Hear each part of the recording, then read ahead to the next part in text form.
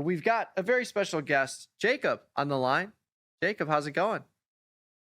Hey, it's going super well, guys. I'm so excited to be here. Long-time listener, first-time caller. Awesome, man. Beautiful. Jacob, we're gonna throw you a softball to start. We were talking favorite Please. movies earlier. What you got any favorite movies for us? What are your favorite movies? Oh my God, number one, Ferris Bueller's Day Off. I love this guy. Gotta have him That back. makes Yeah. it sound like it's going to age me. I'm only in my early 30s, but I mean, I even have the movie poster for it. I usually put up on my wall. I mean, it is my go-to movie. Love it. Love it. Love that. It's a classic feel-good 80s movie. Yeah, I mean it is. I hope they don't mess it up and try to do an AI version or something like that. Speaking of, Please, man, I no- imagine no you're trading a reboots. lot of those these days or looking at stuff like that. What's going on? Yeah, I do trade or used to trade a lot of AI names, but mostly what I'm using AI for now in trading is to trade itself, right? So my strategy as a retail trader is mostly selling credit spreads on SPX. I love zero DTE just like every other DGen. And I use AI to print those levels, right? Using gamma exposure data, using dark pool data, using VIX. I mean, there's a whole bunch of stuff we throw in there, but using AI to help find out where dealers are positioned and then trading off of that has been the edge that has really kind of exploded everything for me. And that's been the big thing for me, using the AI, right? Yeah, I think that's always interesting, and it's always funny when you're sitting there and it could be I just went on a cruise. We'll bring this up again. I went on a cruise and I was like, okay, there's levels to cruises, but I don't know where to begin with it. So I was like, give me these layers of like where the premium ones are, where the mid levels are, where the lower levels are, what are the hot ones right now, like where should we, and then just, obviously in 10 seconds it prints you out the whole list and the whole analysis. So you can use AI for so many things, and I think this is a great utilization, especially when it comes down to developing that script and really honing it and fine tuning it to where you can give yourself trade ideas every single day. Right, 100%. And I mean, I got to give a lot of credit to a guy in my group. So I trade at Max Options Trading. And one of the guys in my little community that I've built of options sellers and futures guys down there, he helps print these levels, right? And so we've trained this AI to be able to really understand what it's looking at and print out these strong levels. And I'll give you an example. We call them fade zones, right? Because as sellers, we like to sell into direction. And then once price bounces the other direction, that's where we make our money, because those contracts obviously go in our favor pretty quickly. So his fade zone 3, our fade zone 3 of today, was down at this SPX, what is it, 73.51 down to 73.37. As you can see, so far, price bounced right in that little zone there and is now, up about what, $30 or so from open on the SPX. So had I not been coming on with you guys, I don't like to trade and try to do interviews at the same time. It always it's a mistake for me. But I would have sold a put spread there, right? A 0DT put spread. And it looks like it would probably already be at a good take profits point for me just because of that bounce. And so that's where the AI is really helpful, because AI spit out those levels based on a whole bundle of data that we put into it. So yeah, once you train these AIs to look for what you're looking for, they get really, really good, and it's really impressive. And I think it's the edge that retail needs, because as we all know, anyone who's a retail trader like me, it's really hard, right? There's a lot stacked against you. There's a lot to look at and consider.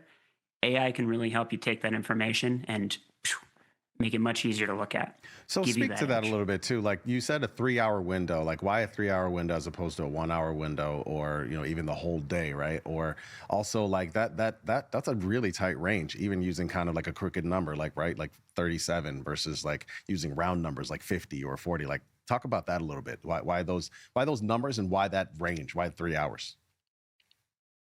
Right. So what I was talking about was fade zone 3. So basically, we print out these multiple, we call them fade zones, and it's basically just ranges where you would start to look for price to reverse, right?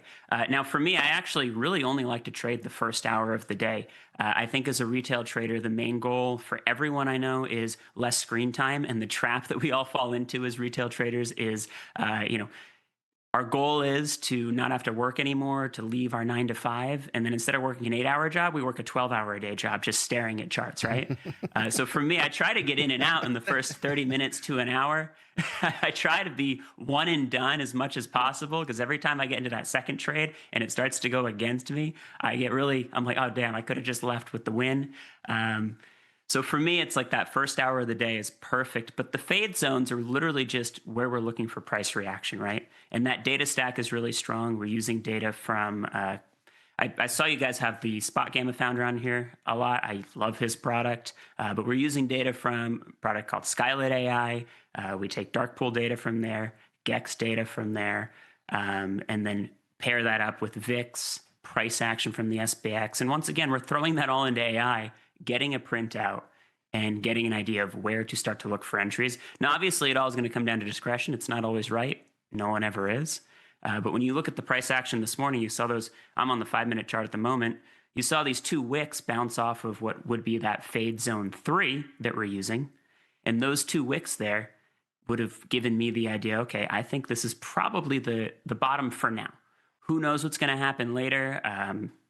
Any news can come out, as we know, and could change everything. But in this exact moment, those 2 wicks on the 5-minute bouncing off that fade zone 3 that started at 73.51, 78, if we want to be exact, would have been enough for me to say, okay, I think I could sell a put spread, and that put spread would have died very fast as price is coming up.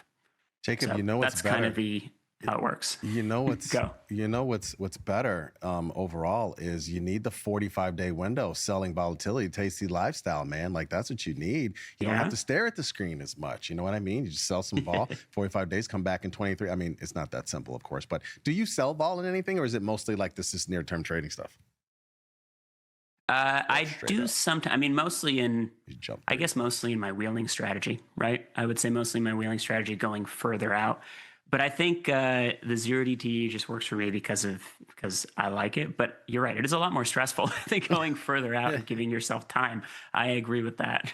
Well, you know what's funny is like when I first started trading, people used to ask me like, what technical analysis should I use? What fundamental analysis should I use? And I was like, whatever makes you more comfortable in developing a trade idea, but as long as you pair that trade idea with a high probability trade, like what you're doing with SPX with these put credit spreads, like that's the name of the game, is like having a trade idea, developing a trade idea. And it's crazy how different the world is. Like you're training an AI to give you certain levels based on all of this data that you're feeding it. This just wasn't possible 10 years ago. For the retail investor. So everyone always asks, is AI going to replace humans? Is AI going to replace this? It's like, no, you utilize AI to make your life way more efficient and your ideas way more efficient. And that's the name of the game. And that's why I'm so bullish on Microsoft, because like Microsoft's down at 375. Microsoft isn't going anywhere. It's going to be a product that stays around. And yes, it's going to have its volatile moments, but the entire world is focused on chip stocks right now, except for today. Microsoft's up 6 points, but it's that kind of thing where it's like AI is not going to replace humans for the most part. Like, yes, there are situations where that will happen, but in complex worlds like options trading or financial markets, it should be a tool that's utilized to enhance your efficiency and enhance your speed to market. And using that data to create these trade ideas is amazing. So I love it. Yeah, and I gotta admit, I'm a Gemini guy. I'm a Google guy. I'm a massive Google bull for basically the same reasons you love Microsoft, right? They're not going anywhere. They're hedged in a lot of different industries, including AI. And I agree with you. I don't think AI is going anywhere. I think everyone that can adopt it and use it to improve whatever they're already doing, that's the benefit. I've seen it in fitness. I've seen it in business. I've seen it in trading. I think that's really how it's going to kind of make it easier for everybody just to improve what they're already doing. But the key is, of course, teaching it to think the way you want it to think, because AI is really only as good as what you put into it, in my opinion. Yeah. So basically an open source, I can gather any data you want me to gather and do anything you want me to do, but you need to teach me how to do it and be articulate, have your different renditions of what you're trying to do until you finally get to that final product. So yeah, I couldn't agree more. I love it. I know you also said futures too. Are there any other futures besides like maybe the micros that you trade? Is there any other future complex you're looking at?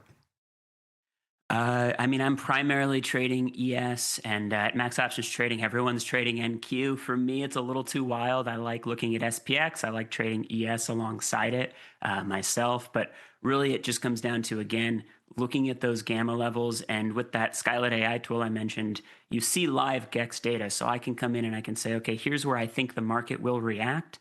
And if you guys trade futures, you of course know a very small move can make you some good money. Mostly we're trading with prop firms, but we do a little personal too. But the idea is in and out as fast as possible, at least when I'm trading futures, right? I want to be in and out in minutes if possible. And so looking for where price is going to react, really important. That tool that I was mentioning showed that 73.45 on SPX was a big negative gamma node. And you can see it open, price basically just rocketed off of that. And so for me, that may have been enough to say, okay, once again with the wicks, that's price action telling me that we're now starting to buy up the market. And so maybe I can go long here on ES, try to get in and out. I mean, I'm only looking to get like at most 12 points on these futures trades because I want to be in and out with them. That's how I'm doing it. Last question. What do you do when, has this thing been wrong? And if it is, what do you do? How do you adjust? 100%. As we know, trading is all about risk management. For credit spreads, I will either just take the L when it's smaller and then re-enter. Sometimes we'll open a broken wing butterfly to give a little protection if the price goes against us, right? And then on the futures side, because it's so quick, I use ATM settings so that I don't have to let emotion get involved, right? If we lose a certain amount of points, it takes me out automatically. If we gain a certain number of points, we lock in that profit. It's all about risk management, as you guys know. 100%. Well, thank you very much, Jacob. Appreciate your time.